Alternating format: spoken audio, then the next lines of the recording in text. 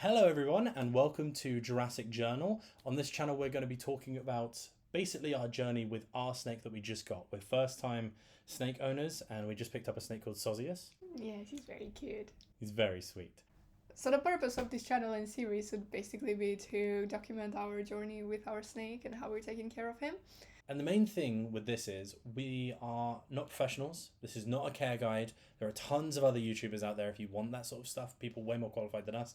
This is our personal experience with our snake, but if you're looking for advice on how to keep yours, this should not in any way be your only kind of outlet for that. Definitely not. We're just going off of other guides as well. Yeah. So we decided to go pick him up personally from Stafford. Yeah, we didn't feel too comfortable. I know it's completely safe and people do it all the time. We just felt more comfortable picking up the snake ourselves, which if you can, I would encourage you to do rather than getting it shipped to you, just because we felt like it would be a bit less stress for the snake. And honestly, it just put us at ease as well. And we were already stressed with everything going on and all the research parents. having to do and But we did plenty of research ahead of time. We browsed around. There's this site called Morph Market, which is where we picked up our Sozius, who is an albino hognose. Yeah, we talked to the breeder and we were also given a sheet with the feeding schedule he's had, and if he's had any problems with the feeding, there were no problems. Yeah, the guy who gave him to us was pretty spot on, pretty great at helping out. We also made sure we visited a few exotic pet shops ahead of time, got a little bit of hands-on experiences with hognoses before we got our first hognose, just so we would feel more comfortable, wouldn't accidentally do things like panic drop him if he kind of false striked or anything like that. How did you find, because I was driving the whole time, how did you find him being on your lap kind of in the car? Oh, he was very cute. He was just borrowing and coming out and discovering and then borrowing for the rest of the 2 hours drive. So really he was out for 10 minutes of total 2 hours and a half drive. Mm-hmm. And also we were keeping him, so his previous owner, the guy breeding them, he was keeping them in aspen bedding. So I think this kind of moves on nicely to what we moved him into, which was a mixture of topsoil and play sand, untreated topsoil. But the breeder who we went to go to, he was keeping all of his hognoses in aspen bedding, and we wanted to use topsoil and play sand as a bit of more naturalistic environment for them, as that kind of closely resembles where they live in the kind of strip down the center of North America. Yeah. And one of our worries was our enclosure might be a bit large for a baby, but we made sure to stuff it full of plants and stuff like that. Yeah, we just had fake plants and fake succulents. Fake succulents. And we put a lot of hides in there, and we just made it a bit of hide paradise. Because the number one thing is, if you do have a bigger enclosure, obviously these animals exist out in the wild, so they're not going to die from being out in the open. But you want to make sure they have enough places to hide so that if they do start to feel stressed, they can calm themselves down. They have plenty of places like nooks and crannies to crawl into. But we introduced him to it pretty much when we got home. You kind of handled him and brought him across very quickly. So when we introduced him first to the new enclosure, I had to pick him up and handle him. He was a bit fast and skitterish at the beginning, and then once I picked him up and calmed him down into my hands, he started crawling and going between fingers, and he was very cute and calm, and he didn't false strike at even once. And I was honestly, I didn't want to lower him soon enough, so I just kept holding him. Yeah, you wanted to handle him for as long as possible, but I was like, you need to let him go. You need to let him go at some point. I can't let him go now. One of the things we noticed quite quickly with him was that he was trying to climb every freaking thing inside of the enclosure. He knocked over, we've got a couple of the fake, mini monstera kind of leaf plants there. He immediately, trying to climb one, just knocked it over by putting his weight on it.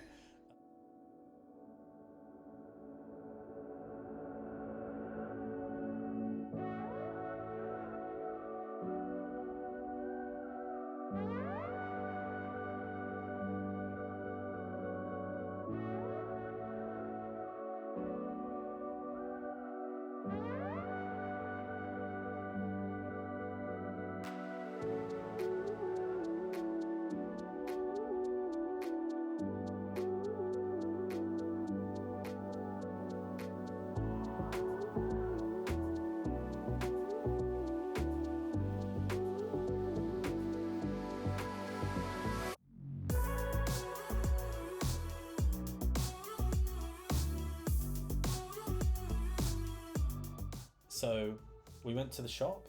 We picked up a nice little tree. I was a little bit worried because it had like a dip down. Since hognoses aren't great climbers, he could have actually, I felt like it was possible that he could have got stuck inside of it. So I filled that with hot glue just to be on the extra safe side. I'm pretty sure he would have been fine, but you know, better to be safe than sorry. But we got him this tree that he seemed to really enjoy climbing, and we've seen him like climb on it like 4 or 5 times now over the first week, and it's only been 3 or 4 days since we purchased it. So that was really nice. We've also seen him like burrowing. A lot of borrowing, and he just, if he doesn't want to be found, he will not be found. There's the warm side of the enclosure, and on that side there's a hide, and there's a little window in it, and you'd normally be able to see through it.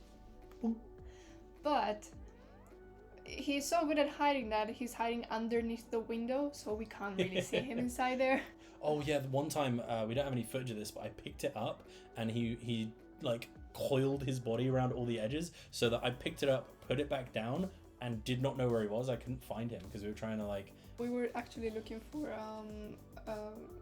poop. Oh yeah, because he'd just been like hiding in that enclosure for like the last couple days, and we were starting to get a bit worried. It seems like it's just a behavior he has where immediately after he's eaten, he just has a food coma for a couple days where he's just like either burrowed or completely hidden from us. Since we've now been through 2 feedings and he kind of has gone through the same behavior. But the first time we were a little bit worried, so I wanted to lift up the enclosure just to make sure nothing was regurgitated. There wasn't any like poop anywhere that there shouldn't be, so we could clean it up. But yeah, he was just like up against the walls, coiled and hiding. Must have been quite stressful for the poor guy. He didn't fake false strike or anything, so... Yeah, we haven't had too much trouble with that so far. There's been a couple times, our first attempt feeding him, which we'll get onto in a second, and then again just today.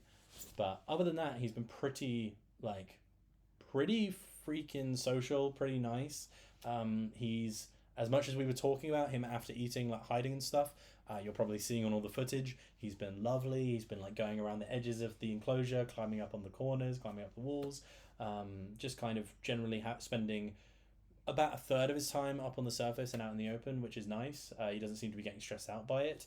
He has lots of places he can hide if he wants to. Yeah, it's just been really, really awesome.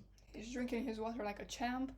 Oh yeah, he's downing like his entire little thing of water, which has to be this like more weight than his body right now. We'll be measuring him soon. He drinks like through the whole thing like every single day. We have to refill it almost every day. Yeah, talking about the enclosure and the window in the enclosure, he is just an adorable little being, especially when his little head is popping out through it. Oh yeah, the first time he went in there, he like went in and he popped his head out. I think we have like a recording of me talking at the time where I was like, "Excuse me." Excuse me, sir. Excuse me, can I have some privacy? I'd like some privacy. But he's just an adorable little being. Whenever he burrows and his head sometimes pops out immediately after, and he's got a little dirt on his nose, but just adorable. Which also reminds me, speaking of further of feeding. Oh yes, so when we first got our snake, the guy who sold him to us kind of recommended that the first 3 or 4 days after we bought him, we give him food, just because that was his schedule on his like eating thing. We actually ended up waiting 5 days just because we read online it's better to kind of give him more time to get acclimatized first. And the first time we tried to feed him, completely on us, I think we stressed him out a little bit too much. This is absolutely a mistake we made. I think it was too soon. We should have probably waited the full week, as well as how we fed him. We fed him using our tongs. We kind of came in from above, which I think is a bit too reminiscent of predators. I guess he felt threatened, like a bird coming down. I feel embarrassed by it, so I don't even want to show the footage. But he was up in a corner when we started feeding him, so we like cornered the poor guy. Yeah, we didn't really think that one through. Yeah, so there's a stupid piece of advice. Don't corner your animal pretty much ever, especially if they're in a new enclosure and potentially stressed. Yeah, that was dumb. Yeah, really dumb. Very dumb. Really dumb. So on that one, he was kind of like striking at us, just like... Get away. Get away. And doing those false strikes, not opening his mouth, but just kind of like, throwing his body forwards vaguely at the tongs. But pretty soon, 2 days later, we gave him a day and a half's break, kind of more like a 36-hour, 40-hour thing. We gave him a nice long break so he could chill out, calm down, feel safe, hide in his house. I think he was really not happy with us after that. He was like hiding and kind of like, you saw him on, I think we got some stuff of him under his leaf, just like Grumpy looking, just not angry noodle. Angry noodle. scared noodle. We've noticed that his other safe space would be in the middle of the enclosure under some leaves, which is crazy to me. Yeah, it is wild that he seems to feel safe. It's just in the most kind of central place. I guess we do have a lot of plants there, at least, for him to like hide underneath. So after that complete just cock up, we came back a couple days. We tried feeding him. Oh yeah, potential trigger warning for pinky eating. Just seeing a pinky being eaten. Fair enough. Just in case. And he just immediately, you came in with the tongs, lowered them in, and just kind of gently put them towards him sideways. And he kind of moved towards it, his tongue kind of flicking, which was a good sign because it meant that he was like kind of testing. And he wasn't like huffing or striking or anything. And he just kind of hovered up and just slowly opened his mouth and just took to the pinky straight away. He was very gentle about it as well. So today, just for recording this, we had our second feeding, and it went we had a bit of a roller coaster of up and down. So we've tried feeding him, like we did all the steps from last time that it was successful and nothing went wrong, and he did false strike at the food. Quite a lot.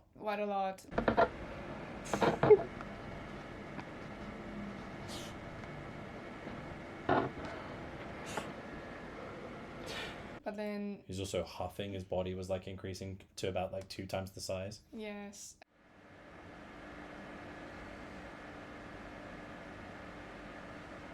He's huffing and puffing and kissing up continuously.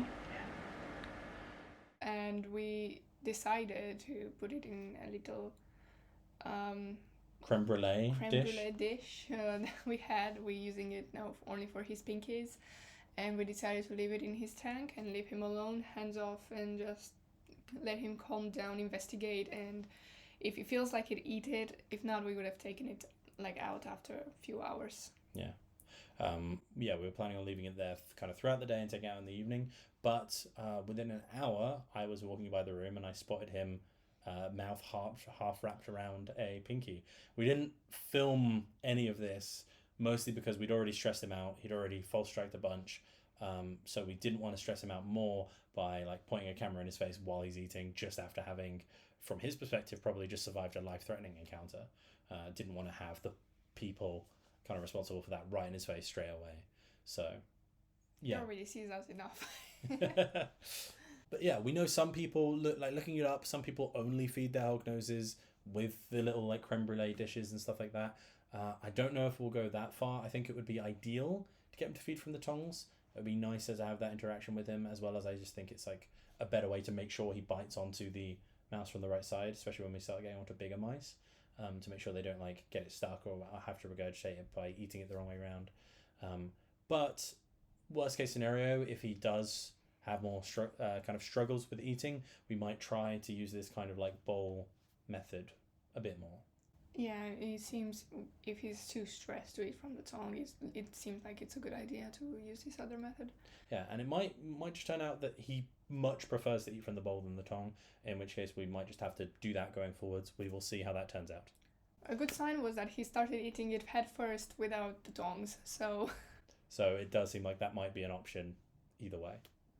It is amazing because the pinkies are like look bigger than them. Yes. Like in terms of like size, it is crazy they can fit, like especially when they're as small as kind of Sozius is, they can fit the whole thing in. So for handling, I just got a new kind of tattoo done, so I didn't think it was safe on the off chance he did bite me or anything like that. The swelling would not be great. If worst case scenario, kind of I've never been bit by a hognose, don't know how I'll react. So you handled almost all of the handling, so I'm going to let you kind of go off and talk about your experience with that. So the first time I handled Sozius was when we brought him over, and like I said, I I liked him so much, and he was so calm and nice that I didn't want to put him into the enclosure soon enough, and I wanted to keep going, but I had to. Then the next time, after a week of letting him settle down and everything in his new enclosure, I tried picking him up, and he's been skitterish, not force striking, but skitterish while trying to pick him up initially. I think it's one of the things where you're nervous and he's nervous, and he can sense you're nervous. I was very nervous. And so like it's the kind of thing where like you kind of not from super high up, but you dropped him from like kind of the It was like, you know next. 10 centimeters Yeah. less. Less. But yeah, after a couple of tries, you were able to get him and kind of hold on to him even with skittering, get him kind of closed in to kind of like make him feel safe, and then he kind of burrowed through your hand and started to feel like your hand was more of a substrate or something for him to like live on rather than like a thing that was attacking him. Yeah, and he's just been wonderful after that. The second time I handled him, there were no issues. It was first try, and he was calling to my hands and just wiggling around, and been trying to handle him for 10 minutes at a time, twice a week. For when he's younger, they said to do that. Oh, and never handle them immediately Never. around their eating times. If you've got food out, they're going to potentially think you're food, as well as they're going to be like smelling it and kind of like knowing it's around, and then afterwards they're going to be digesting, and they're not going to want some huge giant to come and like bother them and pick them up and harass them. Because there's a risk that they're gonna regurgitate their food, and that's just a traumatic experience for a snake. Yeah, and Unlike potentially deadly. Potentially deadly, yeah. So not something you want. So just give them 48 hours, I would say. Better safe than sorry, I would say. Yeah, I think some people say you can give them 24, but I think 48 hours, I think that's kind of how long it takes them to poop usually. So once you see them poop, they got it out their system and they calm down. You know you can kind of handle them, and they're not going to regurgitate it because it's not in them anymore. They pooped out. Do you have any advice for anyone out there who's like never handled a hognose or like a baby snake before? Because I think handling a baby snake is very different to handling a bigger snake. They're a lot more smaller and kind of skittish and kind of harder to get hold of. From what I've read, when they're smaller, they are doing the force striking a lot more. So if you're trying to pick them up and they're still hissing, I think you should keep calm and just pick hissy baby up, calm hissy baby down, and then handle hissy baby. Until no longer hissing. Until no longer hissing. Yeah. I've just tried doing this like motion, like Spider-Man. Spider-Man it. And he just likes going around the fingers a lot. Yeah, because they like burrowing, so they like to feel kind of enclosed spaces. Yeah, it feels like those slalom. I mean, most snakes don't seem to, like, from what we've read, you'll have a lot of problems picking up a baby hognose. They'll be hissy, they'll force strike, they will, like, play dead, they'll do all kinds of fuss that stresses them and you out. But Sozius, at least for handling, like, eating, we've had a couple of, bumps, but handling, he has been a dream. He's been, especially for a baby snake, he's never false struck. He's like hissed once when you're about to pick him up, but once he's in your hand, he's been perfectly fine. He's not really tried to get away other than that first time where you were both nervous. He's been really special. I think we've been very lucky on that. He's just a sweetheart. Again, we are not experts, and you should not take us as guides for this or anything of a sort. We are just expressing our journey through taking care of little Sozius with us, and we thank you for being here with us and watching us today. And if you like our channel and want to see more, then please subscribe and leave a comment down below. Yeah, we're hoping to make kind of these every week, every other week, kind of documenting what's been going on with Sozius. In a couple weeks, we're going to be hoping to sign him up for a vet, so we'll let you know how that goes, our experience with that. It's going to be interesting because I don't think I've signed up any of my animals. I've only had mostly fishes and hamsters, so. But we definitely want to make sure Sozius is safe, especially because they can live 15 to 20 years, so he's going to be a member of the family for a very long time. Yes, we hope so.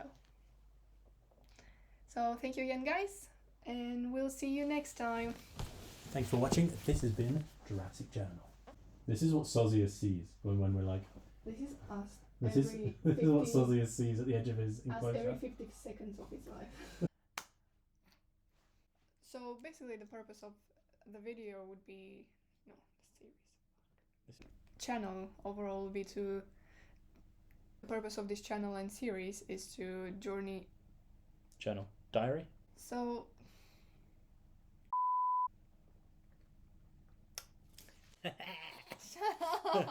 Yeah.